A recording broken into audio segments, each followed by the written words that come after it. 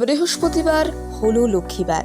কাজেই মা লক্ষ্মীকে সন্তুষ্ট করার সবথেকে ভালো উপায় হলো এই দিনে ভক্তি ভরে মায়ের পুজো করা। আমরা সকলেই প্রতিদিনই মাতা লক্ষ্মীকে পুজো করে থাকি।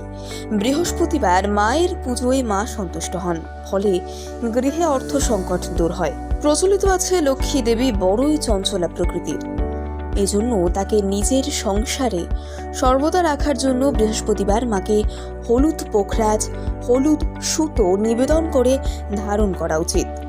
চলুন এবার জেনে নেওয়া যাক কিছু নিয়মের কথা, যা পালনের মাধ্যমে আপনি অনায়াসেই মায়ের কৃপা লাভ করতে পারবেন। এক্ষেত্রে আপনাকে যে জিনিসগুলি অর্পণ করতে হবে সেগুলি হলো আম পাতা। প্রতি লক্ষ্মীবারে লক্ষ্মীর ঘটে আম পাতা অর্পণ করুন। সপ্তাহ শেষে আম পাতাটি পুনরায় বদলে দিয়ে নতুন আম পাতা রাখুন। সুপুরি, প্রতি বৃহস্পতিবারে ঘটের ওপর রাখুন একটি করে সুপুরি। এটিকে মায়ের সিঁদুর দিয়ে লক্ষ্মী চিহ্ন করতে ভুলবেন না। মাতা লক্ষ্মীকে খুশি করার জন্য প্রতি সপ্তাহে সুপারিটি পরিবর্তন করলেও ভালো হয়। বেলপত্র বা বেলপাতা, মাতা লক্ষ্মীকে সন্তুষ্ট করবার জন্য অবশ্যই প্রতি লক্ষ্মীবারে নিখুঁত 3টি পাতাযুক্ত বেলপাতা মাকে অর্পণ করুন। এর ফলে মায়ের আশীর্বাদের হাত সর্বদাই আপনার উপর থাকবে। দূর্বা, প্রতিদিন সম্ভব না হলেও প্রতি লক্ষ্মীবারে মাকে অবশ্যই দূর্বা ঘাস দিয়ে পুজো করুন। পান পাতা, লক্ষ্মী পুজোয় পান পাতা ব্যবহার হলো একটি অত্যন্ত গুরুত্বপূর্ণ বিষয়।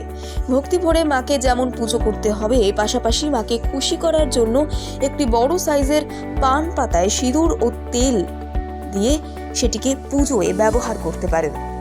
কলা পাতা, সবসময় চেষ্টা করবেন মায়ের নৈবেদ্য কলা পাতায় দেওয়ার, তবেই মা সন্তুষ্ট হন। কড়ি ও শঙ্খ, পুজোয় বসার পরই সিংহাসনে কড়ি আর শঙ্খ রাখতে ভুলবেন না, এটি আপনার সংসারের জন্য অত্যন্ত শুভ। ঘিয়ের প্রদীপ, চেষ্টা করবেন প্রতিদিনই পুজোর সময় সিংহাসনের দুপাশে 2টি ঘিয়ের প্রদীপ জ্বালানোর।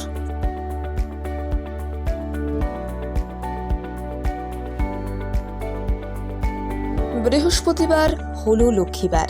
কাজেই মা লক্ষ্মীকে সন্তুষ্ট করার সবথেকে ভালো উপায় হলো এই দিনে ভক্তি ভরে মায়ের পুজো করা। আমরা সকলেই প্রতিদিনই মাতা লক্ষ্মীকে পুজো করে থাকি। বৃহস্পতিবার মায়ের পুজোয় মা সন্তুষ্ট হন, ফলে গৃহে অর্থ সংকট দূর হয়। প্রচলিত আছে লক্ষ্মী দেবী বড়ই চঞ্চলা প্রকৃতির, এজন্য তাকে নিজের সংসারে সর্বদা রাখার জন্য বৃহস্পতিবার মাকে হলুদ পোখরাজ, হলুদ সুতো নিবেদন করে ধারণ করা উচিত। চলুন এবার জেনে নেওয়া যাক কিছু নিয়মের কথা, যা পালনের মাধ্যমে আপনি অনায়াসেই মায়ের কৃপা লাভ করতে পারবেন। এক্ষেত্রে আপনাকে যে জিনিসগুলি অর্পণ করতে হবে সেগুলি হলো আম পাতা।